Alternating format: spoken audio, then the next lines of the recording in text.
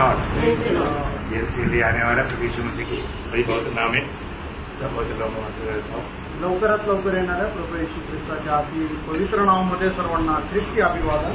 होगा प्रिय दास के द्वारा इतना सुंदर एक और शायद वचन मिला आणि प्रभूच्या दासाच्या द्वारे किती सुंदर असं प्रोत्साहित वचन मिळालं। क्योंकि प्रभु में आने के बाद हमें आनंदा का दर्शन चाहिए आणि प्रभूमध्ये आल्यानंतर आपल्याला सार्वकालिक जीवनाचं दर्शन असणं गरजेचं आहे। हमारा ये छोटा सा जीवन में छोड़कर जाने वाला बातों पर नहीं, वास्तव में हमें आनंदता में फायदावत बात है, उस पर हमें ज्यादा ध्यान देना चाहिए। आणि या जगामध्ये आपल्या छोट्याशा आयुष्यामध्ये ज्या गोष्टी आपल्याला सोडून जायच्या आहेत त्या गोष्टीवर नव्हे तर सार्वकालिक जीवनाच्या गोष्टीकडे आपण लक्ष केंद्रित करायचं आहे। और गुलाब पाया हुआ लोगों में प्रभु वो दर्शन देता है आणि पाचारण प्राप्त झालेल्या लोकांमध्ये प्रभू ते दर्शन देतो। हमारे में इब्रानियों 11 अध्याय का 25-26 में आणि इब्रिकाचं पत्र 11 अध्याय त्याचं 25 आणि 26 वचनामध्ये के बारे में इसलिए कि उसे पाप में थोड़े दिन के सुख भोगने से परमेश्वर के लोगों के साथ दुख भोगना अधिक उत्तम लगा। उसने मसीह के कारण निंदित होने को ईश्वर के भंडार से बड़ा धन समझा, क्योंकि उसके आगे वो बहुत अंडरलाइन करना है, क्योंकि उसके आगे फल पाने की ओर लगी थी। हाँ, वो विषय आप लोग ध्यान में आए आणि हा विषय जो आहे तुम्ही आपल्या लक्षामध्ये ठेवा। क्योंकि उनका आगे फल पाने की ओर लगी, कारण त्याचे नेत्र फळ प्राप्तीकडे लागलेले होते। आज हमारे आगे कहाँ पर लगी है आणि प्रेम आज आपले लक्ष किंवा आपले डोळे कुठे लागलेले आहे? उस फल पाने की बातों पर है क्या? आणि ते फळ प्राप्तीच्या गोष्टीकडे आहे का? दुनिया का कोई फायदा की बात नहीं, आणि जगाच्या काही फायद्याच्या गोष्टी नाही, आनंदता का फायदा आणि सार्वकालिक जीवनाचा फायदा। प्रभु में बुलाहट आने के बाद में हम लोग अनंत जीवन पाया हुआ लोग अनंत काल का बारे में अच्छा स्वर्गीय दर्शन पाना चाहिए। आणि प्रभूमध्ये जीवन प्राप्त झालेले लोक आपण सार्वकालिक जीवनाचं दर्शन प्राप्त करायला पाहिजे, नहीं तो उनका एक सही अच्छा एक दौड़ नहीं रहेगा। आणि नाही तर मग एक चांगली धाव राहणार नाही। तो आपको सबको सहायता करे आणि प्रभू आपल्या सर्वांना सहाय्य करो। हम लोग हमारे प्रभु यीशु मसीह के बारे में कितना भी जाने तो भी बहुत कम है। आणि प्रभू आपण आपल्या प्रभू येशू ख्रिस्ता संबंधाने कितीही जाणलं तरी ते कमीच आहे, क्योंकि यीशु मसीह के जैसा कोई नहीं दुनिया में। कारण जगामध्ये प्रभू येशू ख्रिस्ता समान दुसरा कोणी नाही, क्योंकि वो जन्म में सबसे अलग है, कारण त्याचा जन्मामध्येच तो एकदम सगळ्यात वेगळा आहे। ऐसा एक जन्म ये दुनिया में किसी का कभी हुआ नहीं और होगा भी नहीं। आणि अशा प्रकारचा एक जन्म जगामध्ये कोणाचा झाला नाही आणि होणार पण नाही। उनका जिंदगी एकदम सबसे अलग है, आणि त्याचं जीवन जे आहे ते एकदम सगळ्यात वेगळं आहे। क्योंकि यीशु मसीह ने ही दावा करके पूछा, कौन मुझ में कोई पाप दिखाओगे? आणि प्रभू येशू ख्रिस्ताने एकदम दावा करून अशा प्रकारे विचारला, कोण माझ्यामध्ये पाप शोधेल? बोलने का अर्थ वो एक पाप रहित जीवन मिलाया, आणि सांगायचं तात्पर्य त्याने एक पाप विरहित असं जीवन जगला। और यीशु मसीह का कार्य सबसे अलग था, आणि येशू ख्रिस्ताचं कार्य सगळ्यात वेगळं होतं। यीशु मसीह ने किया वो उन कामों का एक छोटा काम भी किया वो दुनिया में कोई नहीं। आणि प्रभू येशू ख्रिस्ताने जे काही कार्य केलं त्याच्यापैकी एक छोटंसं कार्य करणारे जगामध्ये दुसरं कोणी नाही, क्योंकि वो अतुल्य काम है, कारण ते अतुल्य असं काम आहे। और यीशु मसीह के जैसा मृत्यु ये दुनिया में किसी का नहीं हुआ, आणि प्रभू येशू ख्रिस्ताचं समान मरण या जगामध्ये कोणाचं झालं नाही, क्योंकि एक ही दिन में 5 अदालतों में 7 बार न्याय करने के बाद में भी निर्दोष पाया हुआ व्यक्ति को दुनिया में सबसे भयंकर एक पापी को मिलने वाला सजा मिला। आणि एका दिवसामध्ये 5 न्यायालयामध्ये 7 वेळा न्याय केल्यानंतरही निर्दोष प्राप्त झालेल्या हे प्रभू येशू ख्रिस्ताला या जगाने वधस्तंभावर टांगले। ऐसा एक मृत्यू किसी का नहीं हुआ, आणि अशा प्रकारचं एक मरण जगामध्ये कुणाचं झालं नाही। यीशु मसीह की मृत्यु के समय में जो घटना हुआ, ऐसा एक घटना दुनिया में किसी के जीवन में नहीं हुआ। आणि प्रभू येशू ख्रिस्ताच्या मरणावेळेला ज्या घटना झाल्या तशा घटना कोणाच्या मरणाच्या वेळेला झाल्या नाही। और काही नाही, एवढंच नाही, मरने के बाद में फिर जी उठा, आणि मेल्यानंतर पुन्हा तो जिवंत झाला। ये तो किसी के जीवन में नहीं हुआ, आणि हे तर कोणाच्याच जीवनामध्ये नाही झालं, मानव चरित्र में किसी के जीवन में नहीं हुआ, आणि मानवच्या इतिहासामध्ये कोणाच्या जीवनामध्ये नाही झालं। रवि नहीं, एवढंच नाही, वो वापस आएगा, आणि तो परत येईल, वो कहता है कि मैं वापस आएगा, आणि तो म्हणतो की पुन्हा येईल। जो ये दुनिया में ऐसे कौन मरने से पहले बोल सकता है कि मैं वापस आएगा? आणि त्यानं या जगामध्ये कोण असं म्हणू शकतं की मी परत येईल? आना है तो उसको उड़ना चाहिए, आणि जर कोणाला यायचंय तर त्याला मेलेल्यातून जिवंत व्हावं लागेल। कोई उड़ा नहीं ना, आणि मेलेल्यातून कोणी जिवंत झालं नाही ना. बाइबल का एक वचन सत्य वचन है. बायबलचं प्रत्येक वचन सत्य वचन आहे. इसलिए हमें उसमें कभी भी थोड़ा भी संदेह नहीं करना. आणि म्हणून त्याच्यावर कुठल्याही प्रकारची थोडीही शंका करायची नाही. प्रभु को बहुत धन्यवाद देता हूँ. प्रभूला खूप धन्यवाद देतो. सत्य वचन पर विश्वास करने का अनुग्रह प्रभु ने हमें दिया. आणि या सत्य वचनावर विश्वास करण्याकरता त्याने कृपा आपल्यावर केली. हम लोग पिछले दिनों में मानव प्रभु यीशु मसीह जी उठने का फल उसका बारे में देख रहे हैं. आणि प्रभू येशू ख्रिस्ताच्या पुनरुत्थानाचं फळ आपण मागील दिवसामध्ये पाहत होतो. हम लोगों ने 5 फल देखा आणि आपण 5 फळ पाहिलं है ना. मतलब पहला फल क्या था. आणि प्रथम फळ काय होतं.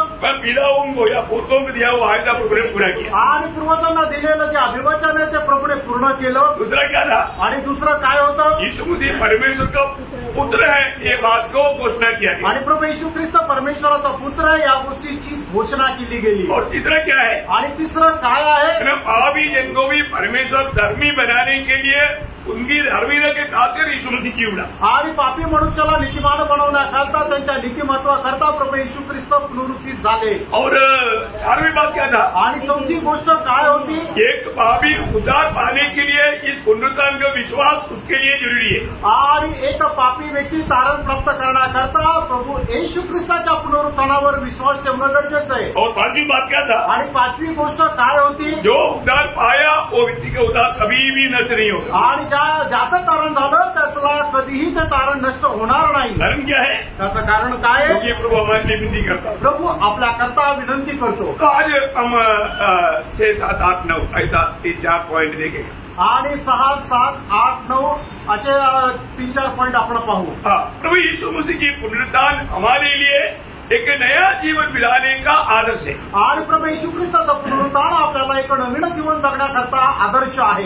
बहुत सुंदर हिंदी में आप लोग समझना. यीशु मसीह का जीवन से ही हम नया जीवन बिता सकते हैं. आणि प्रभू येशू ख्रिस्ताच्या जीवनाच्या द्वारेच आपण एक नवीन जीवन जगू शकतो. आपको मालूम है जब हम लोग प्रभु यीशु पर विश्वास करके बपतिस्मा लिया. आणि प्रभू येशू ख्रिस्तावर विश्वास ठेवून आपण ज्या वेळेला बपतिस्मा घेतला. बपतिस्मा में क्या हुआ. आणि बपतिस्म्यामध्ये काय झालं. यीशु मसीह के साथ मारा गया, गाड़ा गया और जी उड़ा हुआ समानता में बना. आणि प्रभू येशू ख्रिस्ताप्रमाणे मारले जाणं, काढले जाणं आणि पुनरुत्थित होणं याच्या समान आपण झालो. मसीह यीशु हमारे लिए पापों के लिए मर गया. आणि प्रभू येशू ख्रिस्त आपल्या पापांकरता मेला. उसी प्रकार हम भी पापों के लिए मर गया. आणि त्याचप्रमाणे आपणही आपल्या पापांकरता मेलो. तो जब हम पानी में डुबा जाता. आणि ज्या वेळेला आपण पाण्यामध्ये डुबतो तो हमारा मृत्यू और गाड़ा जाने के लिए वो समानता में मिल जाता. आणि मग आपण प्रभूच्या मारले जाणं आणि काढले जाणं त्याच्या समानतेमध्ये जातो. और जब हम पानी से ऊपर आता. आणि ज्या वेळेला आपण पाण्यातून वरतून येतो वो पुनरुत्थान का सदृश्य में बन जाता. आणि ते पुनरुत्थानाच्या समान होतं. इसका मतलब एक व्यक्ति प्रभु में बपतिस्मा लिया व्यक्ति में नया तरीके का जीवन उसमें दिखना ही चाहिए. आणि मग याचा अर्थ काय आहे की ज्याचा बपतिस्मा झालेला आहे त्याला नवीन पद्धतीचं जीवन हे दिसलं पाहिजे. रोमियो का पत्री उसका 6 अध्याय 4-5 वचन. रोम त्याचा 6 अध्याय 4 आणि 5 वचन. उस मृत्यु का बपतिस्मा पाने से हम उसके साथ गाड़े गए ताकि जैसे मसीह पिता की महिमा के द्वारा मरे हुओं में से जिलाया गया वैसे ही हम भी नए जीवन की सी चाल चले. नया जीवन की सी चाल चलने का कार्य बपतिस्मा से शुरू होता है. आणि नवीन प्रकाराच्या जीवनामध्ये चालण्याचा जी पद्धत आहे ते बपतिस्म्याच्या द्वारे सुरू होते. बपतिस्मा में पुराना मनुष्य की मृत्यु हो गया. आणि बपतिस्म्यामध्ये जुना जो मनुष्य आहे त्याची मृत्यू झाली. और जब बाहर आया तो नया मनुष्य का हमारा जी उड़ना हो गया. आणि बाहेर आल्यानंतर नवीन मनुष्याची ते चाल सुरू झाली. यीशु मसीह जी उठने के बाद में मृत्यू को उसके ऊपर अधिकार नहीं. आणि यीशु मसीह जी उठने के बाद आणि प्रभू येशू ख्रिस्ताचं पुनरुत्थान झाल्यानंतर मरणाची त्याच्यावर सत्ता नाही. मतलब जब रोमियो उसका 6 अध्याय का 9 वचन. रोम त्याचं 6 अध्याय त्याचं 9 वचन. क्योंकि ये जानते हैं कि मसीह मरे हो में से जी उठकर फिर मरने का नहीं. जी उठने का अभी फिर मरने का नहीं. पर उस पर फिर मृत्यु की प्रभुता नहीं होनी. उस पर मृत्यु की प्रभुता नहीं है. आणि मग मरणाची सत्ता त्याच्यावर नाहीये. यीशु मसीह पर अभी मृत्यू का प्रभुता नहीं. उल्टा यीशु मसीह के हाथ में मृत्यू का प्रभुता है. आणि प्रभू येशू ख्रिस्तावर मरणाची सत्ता नाहीये तर उलट मरणाचा अधिकार प्रभू येशू ख्रिस्ताच्या हातामध्ये आहे. इसी प्रकार त्याचप्रमाणे जो मसीह के साथ मतलब होने के लिए बपतिस्मा लिया आणि ज्यांनी प्रभू येशू ख्रिस्तासोबत होण्याकरता बाप्तिस्मा घेतला और मसीह के साथ गाड़ा गया और जी उड़ा, आणि प्रभू येशू ख्रिस्तासोबत पुरला गेला आणि पुन्हा पुनरुत्थान झाले, जो प्रभु के साथ पुनरुत्थान में भाग लिया, आणि ज्यांनी प्रभू येशू ख्रिस्तासोबत पुनरुत्थानामध्ये भाग घेतला उन पर पाप का प्रभुता नहीं। आणि त्यांच्यावर पापाचं प्रभुत्व नाही। दोनों बात का ध्यान देना। आणि दोन्ही गोष्टीकडे लक्ष द्या। यीशु मसीह मृत्यु के ऊपर विजय प्राप्त करने के कारण मृत्यू को उसके ऊपर अभी अधिकार नहीं। आणि प्रभू येशू ख्रिस्ताने मरणावर विजय प्राप्त केल्या कारणाने मरणाची जी सत्ता आहे ती प्रभू येशू ख्रिस्तावर नाही। उसी प्रकार यीशु मसीह की पुनरुत्थान की सदस्य बना हुआ हर एक मनुष्य का, हर एक उद्धार पाए हुए जन को पाप को उसके ऊपर प्रभुता नहीं। आणि त्याचप्रमाणे प्रभू येशू ख्रिस्ताच्या पुनरुत्थानाच्या समानतेमध्ये ज्यांनी ज्यांनी बाप्तिस्मा घेतला त्यांच्यावरही मरणाची सत्ता नाही। है ना? रोमियो उसका 6 अध्याय उसके 14 वचन, रोम 6 अध्याय 14 वचन। तब तुम पर पाप की प्रभुता न होगी। हाँ, अभी जो लोग प्रभु के साथ इसी प्रकार दिलाया गया उन पर पाप का प्रभुता नहीं होगा। आणि जे लोक अशा प्रकारे प्रभू येशू ख्रिस्तासोबत जिवंत केले गेले त्यांच्यावर पापाचं प्रभुत्व राहणार नाही। बहुत बड़ी बात है, खूप मोठी गोष्ट आहे। है ना? आज प्रभु में आने के बाद में हमें कितना सावधानी से जीना चाहिए। आणि प्रभु मध्ये आल्यानंतर आपण किती सावधतेने जीवन जगायला पाहिजे। है ना? हम लोग पापरा दुनिया में रहता है आणि पापाने भरलेल्या जगामध्ये आपण राहतो, परंतु पाप हम पर प्रभुता ना करे। आणि पापाने आपल्यावर प्रभुत्व करू नये। है ना?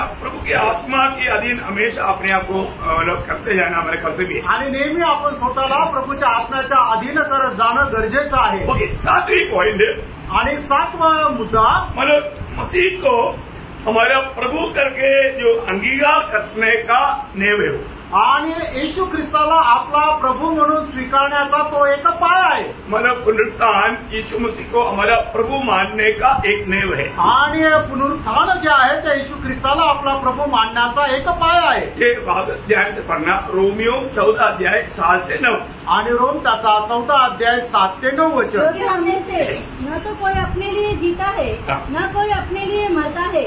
यदि हम जीवित हैं तो प्रभु के लिए जीवित है, और यदि मरते हैं तो प्रभु के लिए मरते हैं। अतः हम जिए या मरे हम प्रभु ही के हैं, क्योंकि मसीह इसीलिए मरा, मसीह इसलिए मरा और जी भी उठा, कि वह मरे हो और जीवित हो दोनों का प्रभु हो। हाँ, देखा, मरे हुए और जीवितों का दोनों का प्रभु लेने के लिए यीशु मसीह मृत्यूओं से जीवला। आणि जे जिवंत आहे आणि जे मेलेले आहे त्या दोघांचा प्रभू होण्याकरता प्रभू येशू ख्रिस्त पुनरुत्थित झाला। यहाँ पर एक खास बात आप लोग ध्यान से समझना। आणि प्राणो या ठिकाणी एक विशेष गोष्ट तुम्ही लक्ष देऊन समजून घ्या। प्रभु यीशु मसीह को अपना उद्धारकर्ता ग्रहण करना एक बात है, और यीशु मसीह को अपना प्रभु मानना एक अलग बात है। आणि प्रभू येशू ख्रिस्ताला आपला तारणकर्ता म्हणून स्वीकारणं एक गोष्ट आहे, आणि प्रभू येशू ख्रिस्ताला आपला प्रभू म्हणून स्वीकारणं एक दुसरी गोष्ट आहे। प्रभु यीशु मसीह को अपना उद्धारकर्ता ग्रहण किया हुआ एक व्यक्ति यीशु मसीह को अपना प्रभुता ना देते हुए जीवन बिता सकता है। आणि प्रभू येशू ख्रिस्ताला आपला तारणकर्ता म्हणून स्वीकारणारा व्यक्ती प्रभू येशू ख्रिस्ताला आपलं प्रभुत्व न देता जीवन जगू शकतो। ध्यान से समझना, खूप लक्ष देऊन समजून घ्या। आज बहुत से लोग यीशु मसीह को अपना उद्धारकर्ता ग्रहण किया और तो अपने जीवन का प्रभुता यीशु मसीह को दिया नहीं। आणि पुष्कळ लोकांनी आपला प्रभू येशू ख्रिस्त आपल्या जीवनाचा तारणकर्ता म्हणून स्वीकारलं, पण आपल्या जीवनाचा प्रभू म्हणून त्यांनी स्वीकारलं नाही। ये जो यीशु मसीह को अपना प्रभुत्व या प्रभुता देने का अर्थ बहुत गहरा है। आणि आपल्या जीवनाचं प्रभुत्व येशू ख्रिस्ताला देणं याचा अर्थ खूप मोठा आहे। क्योंकि जो व्यक्ति प्रभु यीशु मसीह को अपनी प्रभुता दिया है वो प्रभु की इच्छा से कभी बाहर जा ही नहीं सकता। आणि ज्या व्यक्तीने येशू ख्रिस्ताला आपलं प्रभुत्व दिलेलं आहे तो प्रभूच्या इच्छेच्या बाहेर कधी जाणार नाही। आज बहुत से लोग मतलब ये सच्चाई को इतना गहराई में जाना है कि नहीं वो संदेह है। आणि पुष्कळ लोकांनी याचे सत्य तेवढं गहनतेने जाणलं का नाही याच्यामध्ये शंका आहे ना। मतलब पत्रोस अपना पत्र में पहला पत्रोस 3:15 में कहता है, पहिले पेत्र 3 अध्याय त्याच्या 15 वचन, मसीह को प्रभु जानकर अपने अपने मन में पवित्र समझो। हाँ, मतलब मसीह को प्रभु मान करके, मतलब अपने जीवन में अपने जीवन का प्रभु मान करके अपना दिल में पवित्र समझना है। आणि येशू ख्रिस्ताला आपण प्रभू मानून आपल्या हृदयामध्ये पवित्र करायचंय। बोलने का अर्थ सांगायचं तात्पर्य, हमारा गुप्त जीवन में, प्रकट जीवन में हमारा बिजनेस में, हमारा घर में, हमारा ऑफिस में, हर जगह पर यीशु मसीह को हमें प्रभुता देना है। आणि आपण आपला रहस्य जीवनामध्ये, आपल्या बाहेरील जीवनामध्ये, आपल्या व्यापारामध्ये, आपल्या कामामध्ये, या सर्व गोष्टीमध्ये आपण प्रभुत्व जे आहे ते प्रभू यीशु ख्रिस्ताला द्यायचंय। बोलने का मतलब यहाँ पर सब प्रभु यीशु मसीह की इच्छा मानन करके वहां पर कार्य करना जरूरी बात है। आणि प्रभू यीशु ख्रिस्ताची इच्छा माहिती करून काम करणं गरजेचं आहे। बोलने का तो कई जगह पर हम अपनी इच्छा को पूरा कर लेता है आणि पुष्कळ वेळा आपण स्वतःची इच्छा पूर्ण करतो, प्रभु की इच्छा जानने पर भी प्रभु की इच्छा को ढाल देता। आणि प्रभूची इच्छा माहिती असतानाही ती इच्छा आपण टाळून देतो। प्रियो, वो एक यीशु मसीह को प्रभुता दिया हुआ जीवन नहीं। आणि कारण ते प्रभू यीशु ख्रिस्ताला प्रभुत्व देणारं जीवन नाहीये। आज हमें सुनने वाले हरेक पवित्र लोगों को मैं एक बात बताना चाहता हूँ, आज कम से कम अच्छी तरह परखो, मेरे जीवन में यीशु मसीह को मेरा प्रभुता दिया है क्या? आणि मला ऐकणाऱ्या प्रत्येकाने आपलं स्वतःचं जीवन पडताळून बघा की मी माझ्या जीवनामध्ये येशू ख्रिस्ताला प्रभुत्व दिलेलं आहे का? मैं कल भी शायद बताया था, कई लोग यीशु मसीह को अपना जिंदगी का एक गेस्ट रूप में उनको स्वीकारा, या सिर्फ हमारा उद्धारकर्ता के रूप में। आणि प्रभू पुष्कळ लोकांनी प्रभू येशू ख्रिस्ताला आपल्या जीवनामध्ये एक पाहुणा होऊन किंवा फक्त एक तारणकर्ता म्हणून स्वीकारलंय। परंतु हम प्रभु करके स्वीकारने का अर्थ ये घर प्रभु का घर है और प्रभु को उसमें पूर्ण आजादी है, इस प्रकार हमारे जीवन प्रभु के हाथ में समर्पण करना। आणि मग आपण येशू ख्रिस्ताला प्रभू म्हणून स्वीकारणं याचा अर्थ काय की हे घर प्रभूचं आहे आणि प्रभू या घराचा सर्वाधिकारी आहे। एक प्रकार और भी बोलूं तो मेरे जिंदगी का स्टीयरिंग या कंट्रोल मेरा प्रभु के हाथ में है। आणि माझ्या जीवनाचं जे काही नियंत्रण आहे ते सगळं काही प्रभूच्या हातात आहे। परंतु बहुत से लोग प्रभु में आने के बाद में बहुत से शैतान को दिया हुआ है। आणि पुष्कळ लोक प्रभूमध्ये आल्यानंतरही पुष्कळ गोष्टीचं नियंत्रण जे आहे ते सैतानाला दिलेलं आहे। आज भी कितने विश्वासी लोग कई प्रकार का पापों में जीवन बितातात। आणि आजही पुष्कळ प्रकारचे विश्वासू लोक जे आहेत ते पुष्कळ प्रकारच्या पापामध्ये जीवन जगतात। यीशु मसीह की प्रभुता वो व्यक्ति में रहता तो वो पाप में जीवन नहीं बिताता। आणि मग जर येशू ख्रिस्ताचं प्रभुत्व त्यांच्या जीवनामध्ये असेल तर ते पापामध्ये जीवन नाही जगत। आप बहुत ध्यान से ये भाव को पढ़ना, एफेसियों 4 अध्याय उसका 25 से 25 वचन आणि 30 कराचं पत्र त्याचा 4 अध्याय त्याचं 32 ते 32 वचन। इस कारण झूठ बोलना छोड़कर अपने पड़ोसी से सच बोले, जबकि हम आपस में एक दूसरे के अंग हैं। क्रोध न करो पर पाप मत करो। सूर्य अस्त होने तक तुम्हारा क्रोध न रहे और न शैतान को अवसर दो। चोरी करने वाला फिर चोरी न करे, वरन भले काम करने में अपने हाथों से परिश्रम करे, इसलिए कि जिसे प्रयोजन हो उसे देने को उसके पास कुछ हो।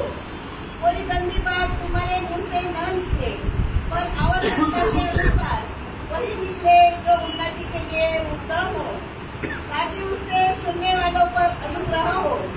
परमेश्वर के पवित्र आत्मा को शोषित मत करो, जिससे तुम पर छुटकारे के दिन के लिए छाप दी गई है। सब प्रकार की कड़वाहट और प्रकोप और क्रोध और कलह और निंदा सब भयभाव समेत तुमसे दूर की जाए। एक दूसरे पर कृपालु और करुणामय हो, और जैसे परमेश्वर ने मसीह में तुम्हारे अपराध क्षमा किए, वैसे तुम भी एक दूसरे के अपराध क्षमा करो। बहुत गहरी बात है इसके अंदर लिखा है, सब बात पर ध्यान करने के लिए टाइम नहीं। आणि खूपच गहन अशा गोष्टी याच्यामध्ये लिहिलेल्या आहे, प्रत्येक गोष्टी आता वर्णन करण्याकरता वेळ नाही। क्यों? पहली बात है शैतान को अवसर ना दो। आणि पहिली गोष्ट आहे की सैतानाला वाव देऊ नका। कई बार पवित्र लोग शैतान को अवसर देतात आणि पुष्कळ लोक सैतानाला संधी देतात, वाव देतात। जसं झूठ बोलतात, खोटं बोलतात। झूठ बोलने के लिए शैतान को अवसर देता है कि नहीं? आणि खोटं बोलण्याकरता सैतानाला संधी देता का नाही? आज भी इतने प्रभु के लोग इतनी बातों में झूठ बोलता है। आणि आजही किती प्रभूचे लोक कितीतरी गोष्टीमध्ये खोटं बोलतात। एक्चुअली कई गीत गाता है ना, गीत गाने के समय में झूठ बोलता नहीं, झूठ गाता। आणि गीत गात असताना ते खोटं बोलत नाही तर खोटं गातात। ऐसे बोलेगा तो सही रहेगा। आणि असं जर सांगितलं तर ते बरोबरच राहील, है ना। आज भी हमने जो गीत गाया, आजही आपण जे गीत गायलं कितने लोगों ने दिल से गाया, आणि किती लोकांनी ते संपूर्ण हृदयाने गायलं, और उसमें बोला वो बात हमारे जीवन से मिलता जुलता है, आणि त्याच्यामध्ये बोललेली गोष्ट आपल्या जीवनाशी मिळते जुळते का? नहीं तो वो झूठ गा रहा था। आणि नाहीतर मग ते खोटं गात होते। क्या गाया था? काय गायलं होतं?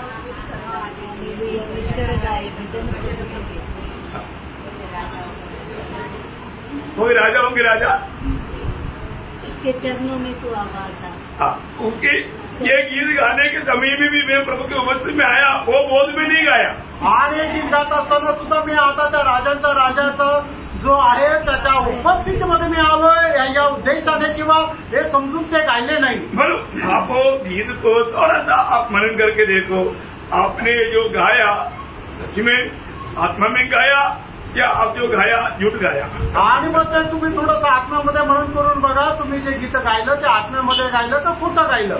मतलब अभी ऐसा बहुत से गीत है, वो गीत देखेगा तो जीवन से थोडा भी मिलता जुलता नहीं। आणि पुष्कळ असे गीत आहेत, ते गीत जर आपण बघितले तर आपल्या जीवनाशी थोडेही मिळत जुळत नाही। हमें ये बात को जानना है, आपण या गोष्टीला जाणायचंय। हमारे जीवन में वास्तव में मतलब हम हर बात में सत्य बोलते हैं, आणि आपण आपल्या जीवनामध्ये प्रत्येक गोष्टीमध्ये सत्य बोलतो का? झूठ बोलने के समय में क्या है, आप अंधकार में छिपने वाला बात हो गया। आणि खोटं बोलणं याचा अर्थ काय की अंधारामध्ये लपणारी ती गोष्ट झाली। आप जब तक सच्चाई नहीं बोलेंगे आणि जोपर्यंत तुम्ही सत्य बोलणार नाही, आपको प्रभु के साथ संगति नहीं। आणि प्रभू सोबत तुमची सहभागिता नाही। पहला योगना पहला अध्याय का 6 वचन क्या बोलता? पहिला योहान त्याचा पहिला अध्याय त्याचं 6 वचन काय सांगतं? यदि हम कहे कि उसके साथ हमारी सहभागिता है, ये सहभागिता का अर्थ क्या है? आणि सहभागिता याचा अर्थ काय आहे? मतलब हाँ, बोलने का मतलब हम एकदम प्रभु की इच्छा में चलता, आणि आम्ही एकदम प्रभूच्या इच्छेमध्ये चालतो। और जो अभी सहभागिता है बोलता है पर झूठ बोलता। आणि आपण म्हणतो की आपण प्रभूच्या इच्छेमध्ये चालतो पण खोटं बोलतो। सहभागिता है, आणि मग सहभागिता आहे का? कई लोग झूठ बोलते नहीं, झूठ करता। आणि काही लोक खोटं बोलत नाही तर खोटं करतात। ऐसा झूठ गाता और झूठ करता। आणि जसं खोटं गातात आणि खोटं करतात, ये बात पर बहुत ध्यान देना। आणि प्राण या गोष्टीकडे लक्ष द्या ना, हमारे जीवन में उनका वचन जो कहता है कि शैतान को अवसर ना दो। आणि आपल्या जीवनामध्ये देवाचं वचन आपल्याला असं सांगतं की सैतानाला वाव देऊ नका। ना, आज कितने लोग प्रभु की उपस्थिति में आने के समय में अनेक प्रकार बाहर घूमने के अलग रीति में, आणि कितीतरी लोक प्रभूच्या उपस्थितीमध्ये आल्यानंतर एक वेगळ्या पद्धतीने आणि बाहेर फिरायला जातात, त्यावेळेला एक वेगळ्या पद्धतीचं जीवन जगतात। खास करके अपने कई बहन लोग मतलब शैतान को सौंप देता, आणि विशेष करून काही बहिणी लोक जे आहेत ते सैतानाला स्वाधीन होतात। है ना। बाहर जाने के टाइम पर खास करके कोई शादी या कोई ऐसा फंक्शन में जाने के टाइम पर कई लोग है इधर आने के जैसा नहीं रहता। आणि मग जर कुठल्या प्रकारच्या फंक्शनला गेले, लग्नाला गेले, कुठल्या कार्यक्रमाला गेले तर काही बहिणी इथंच अशा येतात तशा नाही राहत, वो एकदम लुसिफर को पहन लेता आणि एकदम ते सैतानाला परिधान करतात। एक प्रकार छोड़ा वो बात को छोड़ मैंने ले लेता वापस। आणि एक प्रकारे सांगायचं झालं की ज्या गोष्टीचा त्यांनी त्याग केला त्या पुन्हा स्वीकारतात। बाइबल में उनको एक नाम दिया है, आणि बायबलमध्ये त्यांना एक नाव दिलंय, अपना काटने की ओर मुड़ने वाला कुत्ता। आणि आपल्या उलटीकडे फिरणारा कुत्रा। और कुत्ते लोग भी हमारे बीच में आराधना में आता, आणि कुत्रे लोक सुद्धा आपल्यामध्ये आराधना करायला येतात। सही बात है। तर आहे ये हल्का मानना नहीं, हल्का नहीं सोचना प्रियो। मैं आपको बताता हूँ, आप लोगों की दृष्टि में पर्दा डाल सकता पर जो प्रभु को पर्दा नहीं डाल सकता। आणि प्रणव याला साधारण गोष्ट समजू नका, तुम्ही लोकांच्या डोळ्यावर पडदा टाकू शकता पण प्रभूच्या डोळ्यावर पडदा नाही टाकू शकत। ऐसे लोगों पर आने वाला सजा कितना भयंकर रहेगा, आणि अशा लोकांवर येणारी शिक्षा जी आहे ती केवढी भयंकर राहील। कभी भी ऐसा ढोंगीपना नहीं करना प्रिय, आणि कधीही अशा प्रकारचा ढोंगीपणा करू नका। आपको जो वचन का शिक्षण दिया है खरा शिक्षण है।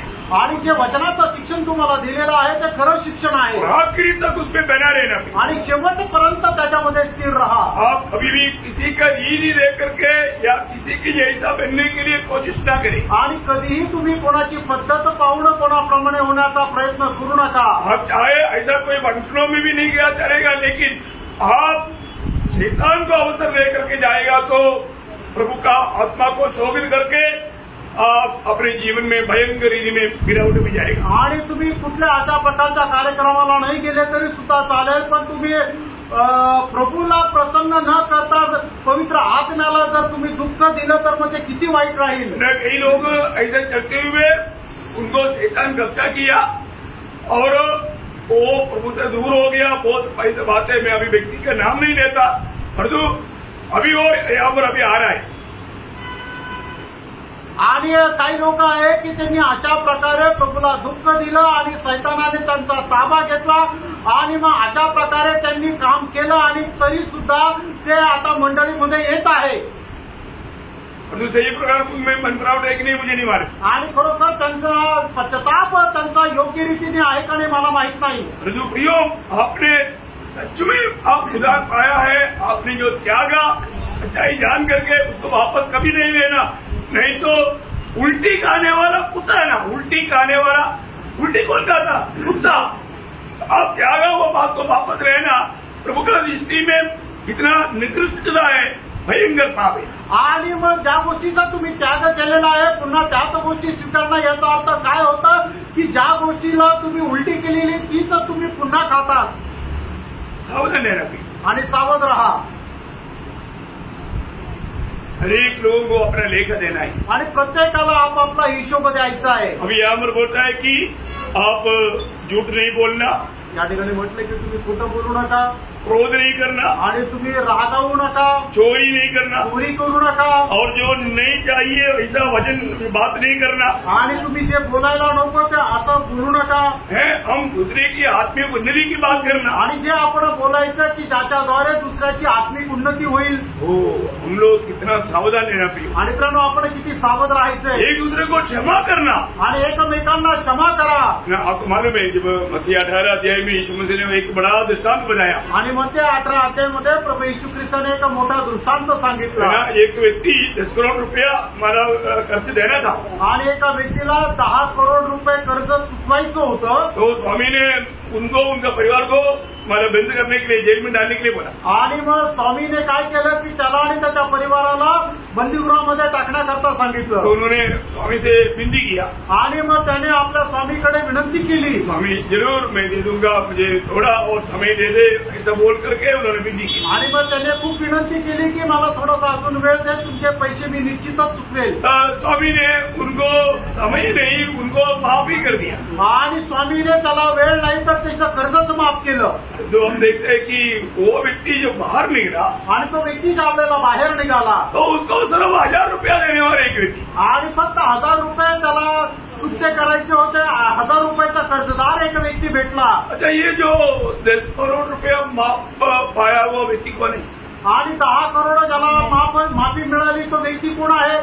हाँ, मैं हूँ। आणि तो मी आहे। समझ में आया? अभी उसको 1000 रुपया देने वाला एक व्यक्ति, आणि 1000 रुपये ज्याच्याकडून घ्यायचे होते असा तो व्यक्ती भेटला। उसको गला पकड़ा, आणि त्याचा गळा पकडला बोला दे दे, आणि त्याला म्हटलं की माझे 1000 रुपये दे, अभी दे, आत्ताच दे। अभी वो देगा करके बोलने पर भी वो छूट देने के लिए तैयार, आणि तो मी देतो असं म्हटल्यानंतरही त्याला सोडलं नाही, उसको पकड़ के जेल में डाला। आणि त्याला पकडलं आणि जेलमध्ये तुरुंगात टाकलं। वो डालने वाला कौन है? आणि तो टाकणारा कोण आहे? मैं ही है ना, तो पण मीच आहे। समझो है, इधर है ना सब लोग। आणि सगळे लोक इथंच आहे ना प्रार्थनापूर्वक। कि हमारे जीवन में ऐसा कोई व्यक्ति है क्या हमने दिल से किसी को जो क्षमा नहीं दिया? आणि आपल्या जीवनामध्ये असा कोणी व्यक्ती आहे की ज्याला अजून संपूर्ण हृदयाने क्षमा नाही केली? आपको मिला वो क्षमा कितना है? आणि तुम्हाला मिळालेली क्षमा किती आहे? आप बयान नहीं कर सकते। आणि ते वर्णन नाही करू शकत। इतना बड़ा पाप क्षमा आपको मिला है, आणि एवढी मोठी पापांची क्षमा तुम्हाला मिळालेली आहे। तो आप छोटी बात के लिए दूसरे को क्षमा देने के लिए तैयार नहीं, तो प्रभु बोला उसको क्षमा मिलेगा ही नहीं और स्वर्ग मिलेगा ही नहीं। आणि मग जर छोट्याशा गोष्टीमध्ये आपण दुसऱ्याला क्षमा करायला तयार नाहीये तर प्रभू असं म्हणतो की त्यालाच क्षमा नाही मिळणार आणि स्वर्ग पण नाही मिळणार। कितने लोगों के साथ प्रभु बात किया आणि किती लोकांसोबत प्रभू बोलला, कितने लोगों को क्षमा देने बाकी है, आप ही कर देना है। आणि किती लोकांना अजून क्षमा करायचं बाकी, आताच करून द्या आप ही दिल से क्षमा कर देना, आणि आताच संपूर्ण हृदयाने क्षमा करा। नहीं तो शैतान कब्जा कर दे, ऑलरेडी कर दिया होगा लेकिन और कठोर विधि में करेगा। आणि नाहीतर मग सैतान काय कब्जा केलेला आहे तो अजून कठीण रीतीने करेल। समझ में आया? समजलं? कोई भी कैसा भी अपने साथ व्यवहार किया तो भी 1000 रुपया की बात है। आणि कोणी आपल्यासोबत कितीही भयंकर व्यवहार केला तर ते फक्त 1000 रुपयाची गोष्ट आहे। हमें मिला हुआ क्षमा का मूल्य जानना पड़ेगा आणि आपल्याला मिळालेली जी क्षमा आहे त्याचं मोल तुम्ही जाणा।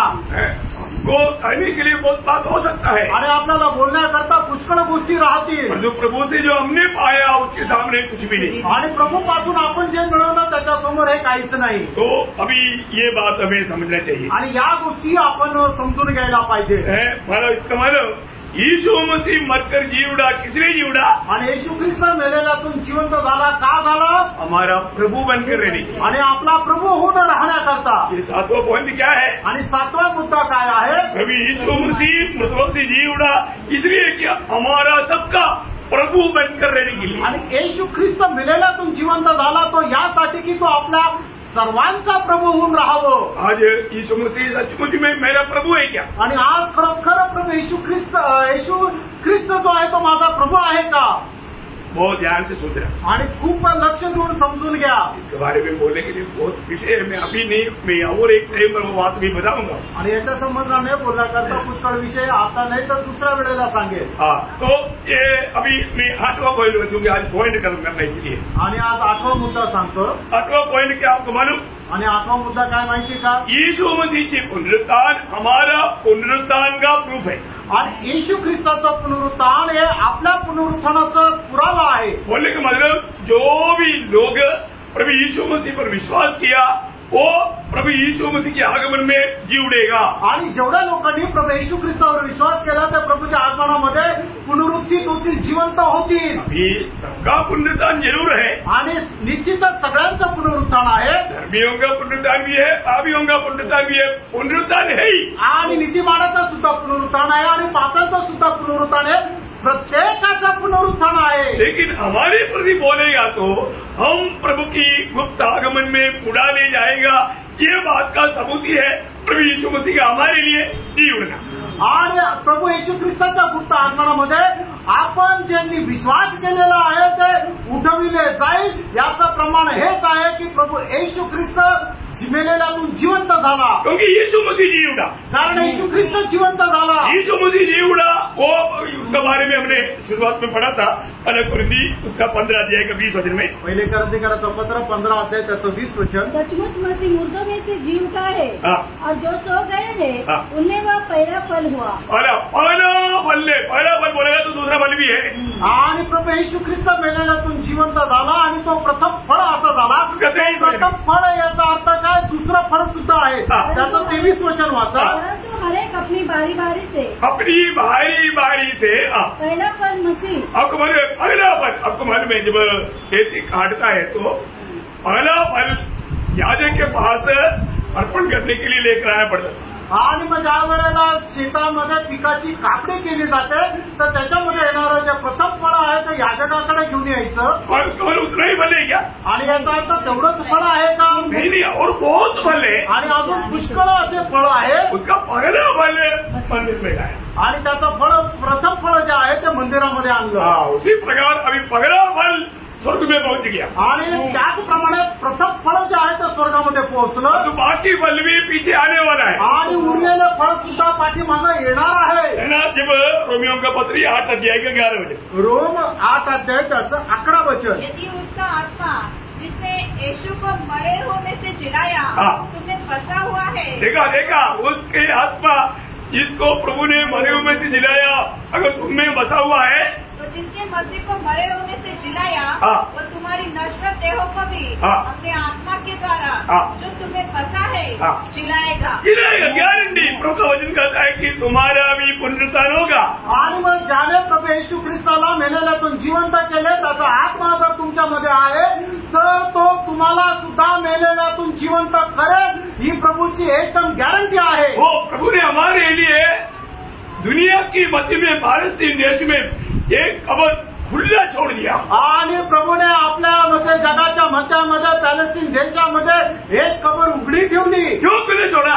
आणि ती का उघडी ठेवली? प्रभु अपने भक्तों को बोलता है तुम्हारा भी हमारा कबर इस प्रकार एक दिन खुला जाएगा आणि तुमची सुद्धा कबर एक दिवस अशा प्रकारे उघडी राहील। यीशु मसीह की मरा हुआ शरीर जी उठा आणि प्रभू येशू ख्रिस्ताचं मेलेलं शरीर जिवंत झालं। ऐसा हम लोग भी एक दिन हमारा महिमा के शरीर में पुनरुत्थित होंगे आणि आपण सुद्धा एक गौरवयुक्त शरीर धारण करून जिवंत होऊ। आज हमें मालूम है हमारे में प्रभु की आत्मा रहता है आणि आपल्याला ठाऊक आहे आपल्यामध्ये प्रभूचा आत्मा राहतो। कितने लोग जानते हैं? आणि किती लोकांना हे ठाऊक आहे? कितने लोग मालूम है कि मतलब प्रभु की आत्मा आप में रहता है? आणि किती लोकांना हे माहित आहे की माझ्यामध्ये प्रभूचा आत्मा राहतो?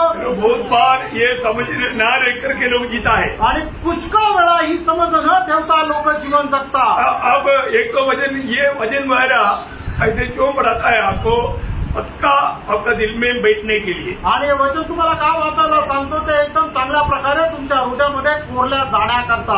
पहिला कुरिन्थी 3 अध्याय 16 वचन, पहिले करंथीकराचं पत्र 3 अध्याय त्याचं 16 वचन। तुम नहीं जानते कि तुम परमेश्वर का मंदिर हो और परमेश्वर का आत्मा तुम में वास करता है। देखा, परमेश्वर की आत्मा तुम में वास करता बोलेगा तो एक प्रभु को ग्रहण किया हुआ, प्रभु को उद्धार करता जान करके प्रभु मानकर ग्रहण किया हुआ अनेक लोगों में प्रभु की आत्मा वास करता है। आणि ज्यांनी ज्यांनी प्रभूचा स्वीकार केलेला आहे त्या प्रत्येकामध्ये प्रभूचा आत्मा राहतो। उसका 6:19 आणि पहिले करंथीकराचं पत्र 6 अध्याय त्याचं 19 वचन। क्या तुम नहीं जानते तुम्हारी देह पवित्र आत्मा का मंदिर है जो तुम्हें बसा हुआ है और तुम्हें परमेश्वर की ओर से मिला है और तुम अपने नहीं हो।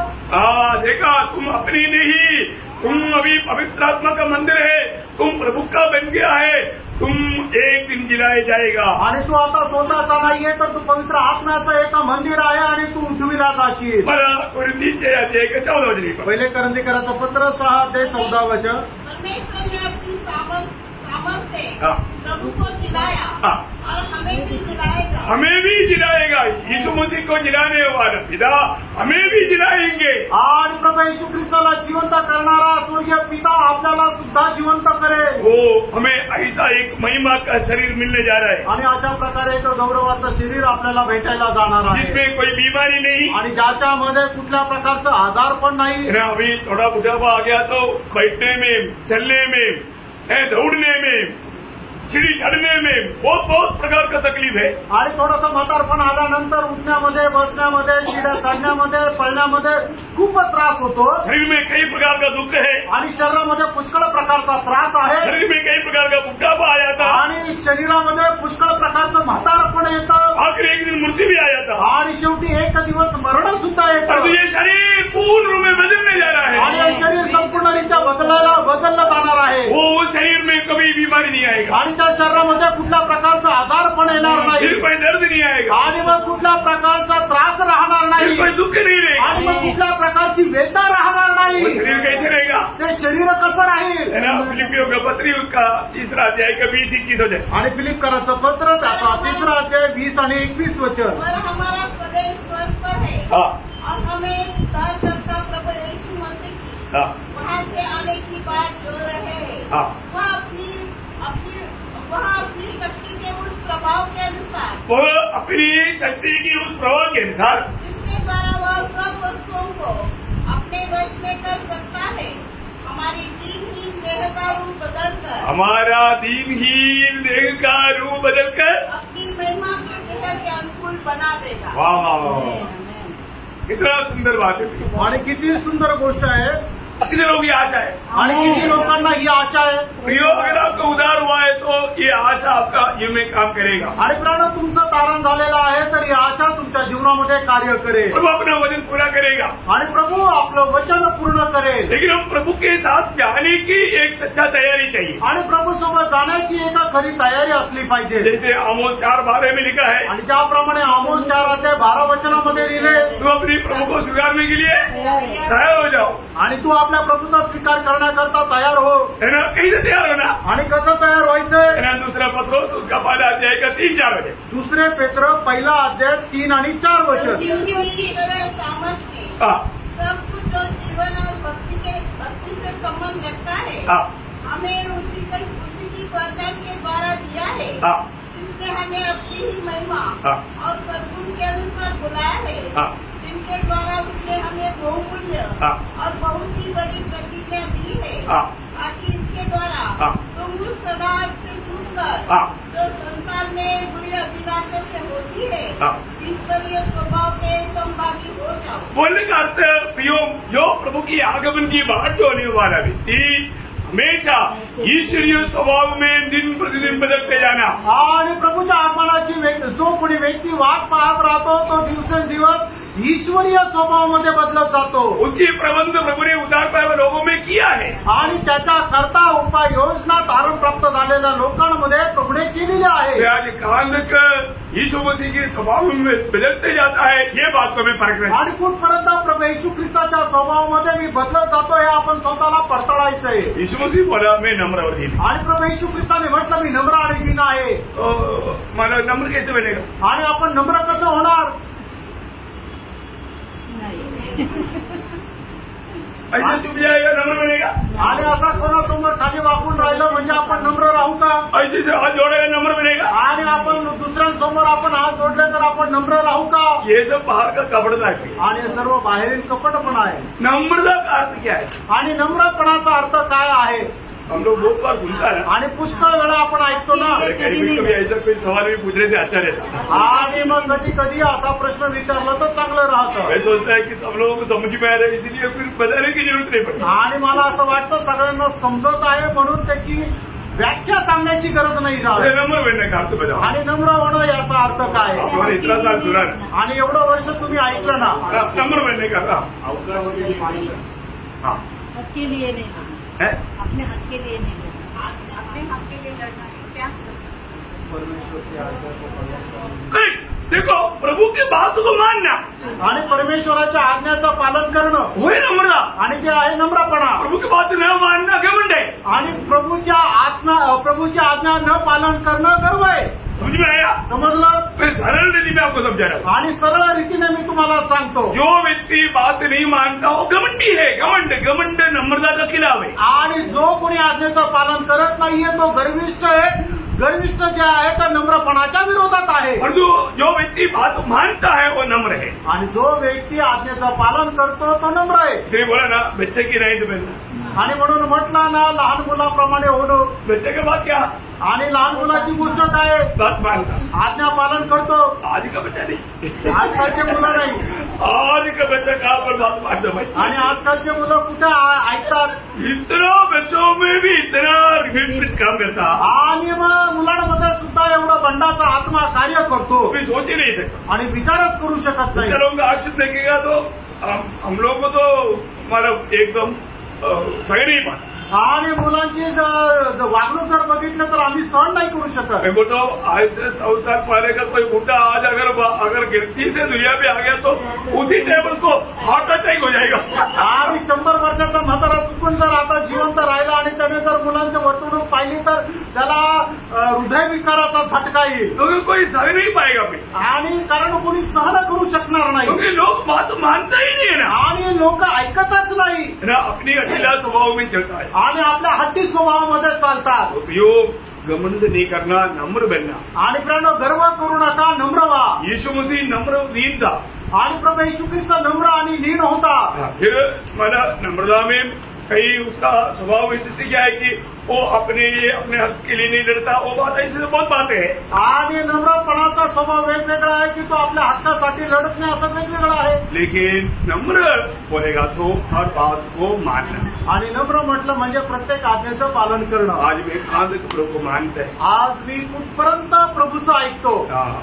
आज हमें यीशु मसीह को अपना प्रभु मान करके अपने जीवन में पवित्र करना. आणि येशू ख्रिस्ताला प्रभू जाणून आपण आपल्या हृदयामध्ये पवित्र करायचंय. नहीं तो मतलब प्रभु के आगमन में जाएगा ये पक्का नहीं होगा, क्योंकि कोई दूसरा पत्र पढ़ा देगा 11 बजे. दुसरे पेत्र पहिला अध्याय त्याचं 11 वचन.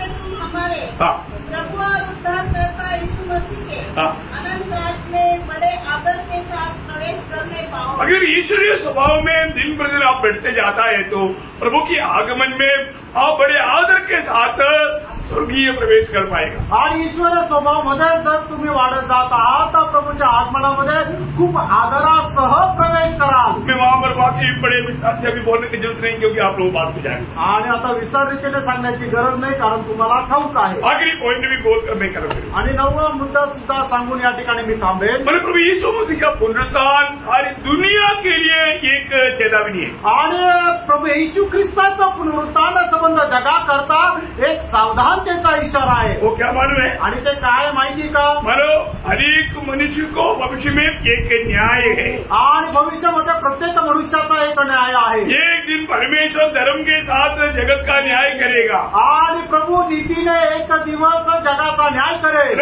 प्रेरित 17:31 वचन. प्रेषित 17:31 वचन. इसकी सबूत प्रभु ने कैसे दिया आणि याचं प्रमाण प्रभूने कसं दिलं? यह वचन बहुत स्पष्ट करता है. आणि हे वचन एकदम स्पष्ट सांगतं कि उसने एक दिन ठहराया है जिसमें वह उस मनुष्य के द्वारा धर्म से जगत का न्याय करेगा जिसे उसने ठहराया है और उसे मरे हुए में से जिलाकर देखा, उसको मरे हुए में से जिलाकर यह बात सब पर प्रमाणित कर दी है. ये बात दुनिया भर की सारे मानव पर प्रकाशित कर दिया है, प्रकट कर दिया है कि यीशु मसीह के द्वारा एक दिन न्याय होने वाला है.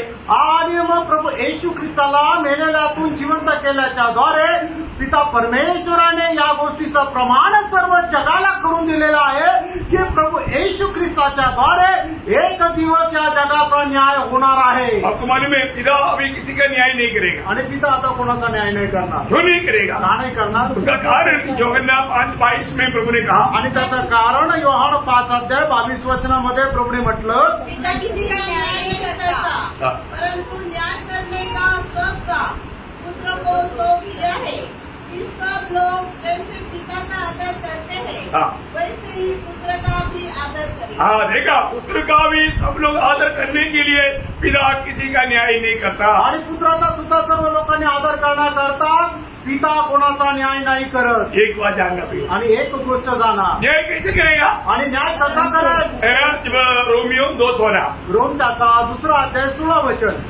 फिर भी परमेश्वर मेरे सुसमाचार के हाँ, सुसमाचार के अनुसार न्याय करेगा. आणि सुसमाचारच्या अनुसार न्याय करेल. प्रभु ने बताया वो वचन के अनुसार न्याय करेगा. आणि प्रभूने सांगितलेल्या वचनाच्या अनुसार न्याय करेल. यो एक दिन न्याय होने वाला है. आणि प्रणू एक दिवस न्याय होणार आहे. ये जीवन में मैं भी बोला, ये न्याय में पक्षाघात नहीं रहेगा. आणि मागील दिवसामध्ये सुद्धा मी सांगितलं प्रभूच्या न्यायामध्ये कुठल्या प्रकारचा पक्षपात राहणार नाही. सत्य न्याय रहेगा आणि तो खरा न्याय राहील. है ना. मानव इसलिए 2 कोरिन्थी 5:10 में पौलोस एक गवाही देता है. दुसरे करंथीकराचं पत्र 5 अध्याय त्याच्या 10 वचनामध्ये प्रेषित पौल अशा प्रकारे म्हणतो कि अवश्य है कि हम सबका हाथ मसीह के न्यायासन के सामने खुल जाए कि हर एक व्यक्ति अपने अपने भले बुरे कामों का बदला जो उसके देह के द्वारा किए हो पाए. देखिए, हर एक विश्वासियों का भी न्याय है. आणि प्रत्येक विश्वासणाऱ्याचा सुद्धा न्याय आहे. यो हमको एक दिन न्यायासन के सामने खड़ा होना है. आणि प्रणू एक दिवस आपल्याला न्यायासनासमोर उभं राहायचंय. हम किस प्रकार का लेखा देने की तैयारी किया है, आणि कुठल्या प्रकारचा हिशोब देण्याची आपण तयारी केली आहे. ये बात को हर एक पवित्र लोग समझने चाहिए. आणि ही गोष्ट प्रत्येक पवित्र भक्ताने समजायला पाहिजे. यीशु मसीह की न्यायासन के सामने पवित्र लोग खड़ा है, वो कोई सजा पाने के लिए नहीं, प्रतिफल पाने के लिए. आणि प्रभू येशू ख्रिस्ताच्या न्यायासनासमोर पवित्र लोक उभे येते त्या शिक्षा प्राप्त करण्याकरता नाही तर प्रतिफल प्राप्त करण्याकरता. हर एक भावी यीशु मसीह की स्वेद न्यायासन के सामने आएगा. वो हम लोग प्रकाशित वाक्य 20 अध्याय का 11 से 15 तक वचनों में देखता है। आणि प्रकटीकरण त्याचा 20 अध्याय त्याच्या 11 ते 15 वचनामध्ये पाहतो की प्रत्येक पापी व्यक्ती प्रभू येशू ख्रिस्ताच्या श्वेत सिंहासनासमोर येईल।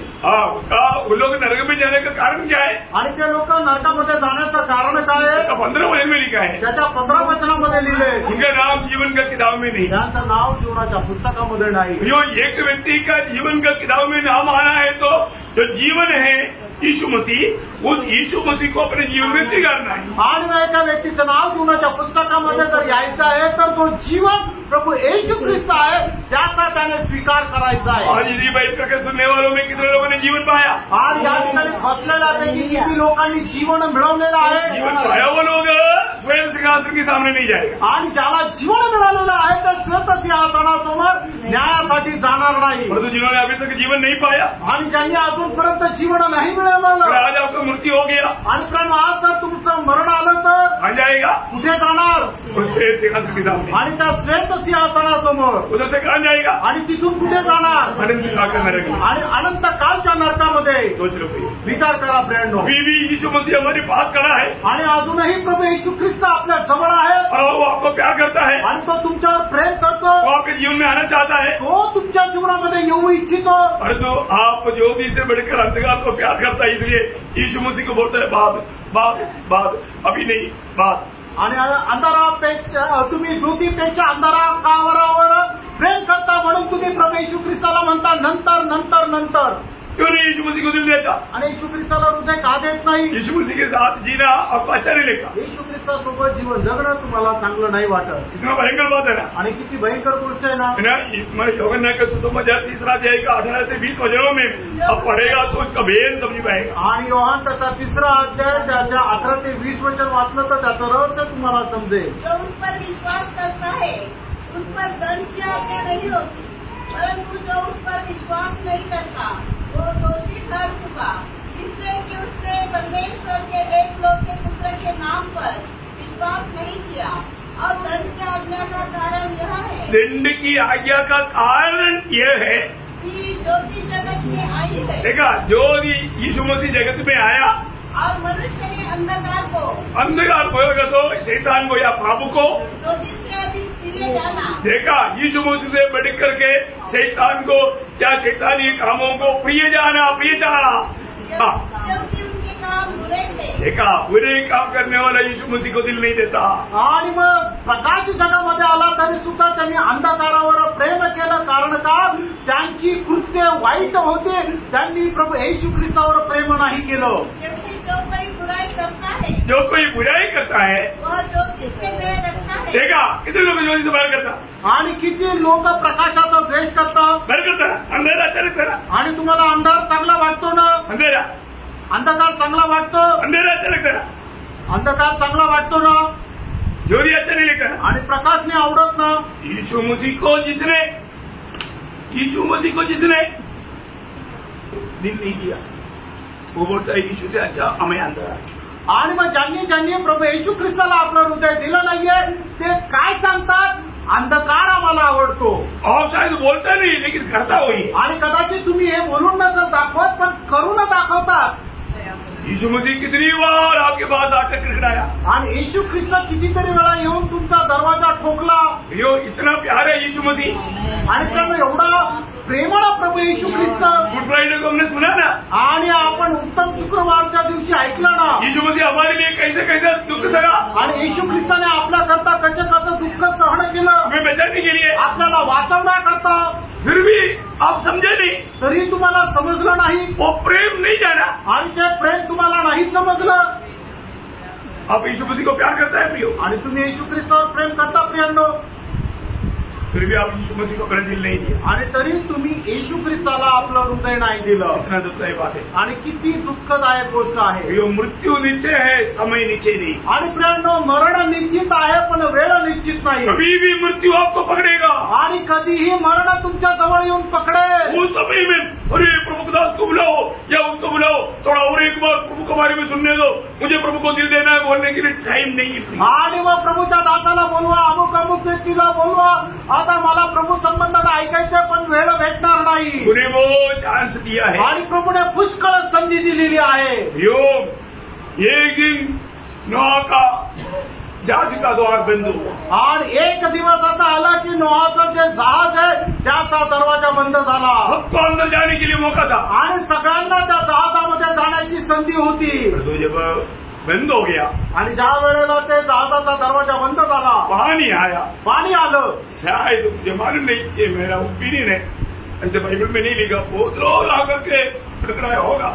आणि बायबलमध्ये नाही लिहिलं मला असं वाटतं, पण त्यावेळेला पुष्कळ लोकांनी येऊन तो दरवाजा ठोकला असेल। ए नोहा खोलो ना, आणि नोहा तू उघड ना, मैं तेरा बेटा शाम का पत्नी का डैडी मम्मी है आणि मी तुझा अमुक अमुक एक असा नातेवाईक आहे। अब तक दूसरा आया, आणि तोपर्यंत दुसरा आला, नोहा खोलो ना, मैं हाम का मतलब पत्नी का डैडी मम्मी मामा है आणि मी हामची जी बायको आहे तिचा मी मामा आहे, मामी आहे। अब तक यावेद का मंदिर हो गया, आणि तोपर्यंत याफेतचे नातेवाईक आले, प्लीज खोलो ना, आणि कृपा करून उघडा ना। खोल पाया नहीं, उघडू शकले नहीं, नाही उघडू शकले। कौन बंद कौन किया? प्रभु ने केला। किया।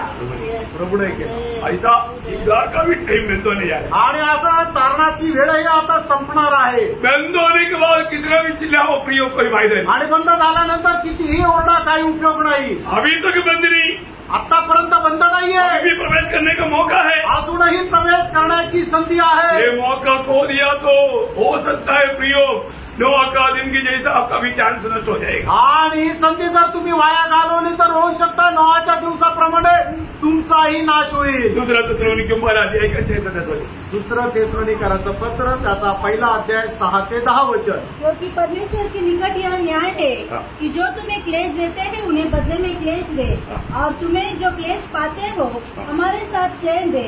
उस समय जबकि प्रभु यीशु अपने सामर्थ्य दूतों के साथ धधकती हुई आग में स्वर्ग से प्रकट होगा, और जो परमेश्वर को नहीं पहचानते और हमारे प्रभु यीशु के सुसमाचार को नहीं मानते उनसे पलटा लेगा। पलटा लेगा उनसे, किससे?